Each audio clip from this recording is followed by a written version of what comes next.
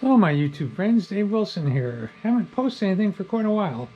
Been really busy, got a lot of things going on. My grandson graduated from high school yesterday, and just a lot of things going on. So wanted to post an update, and then Jim Edgeworth from Edge of Tech had a video with one of my clocks in it. So I thought I'd better do an update. I've got a lot of people looking at my channel now. I might be up to 400 subscribers before you know it.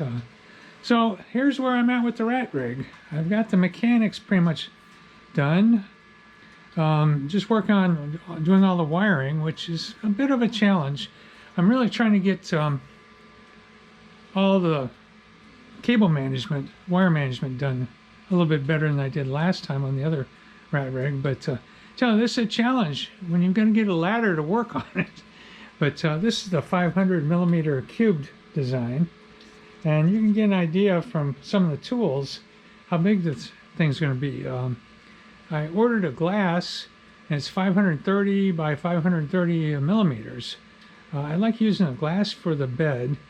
One reason is I found a local glass company that does a really good job, and it's going to be about $42 for a sheet. And that way, if it gets scratched, broken, chipped, whatever, it's not a big deal. But just printing some things here. I'm doing some labels for the wiring harness.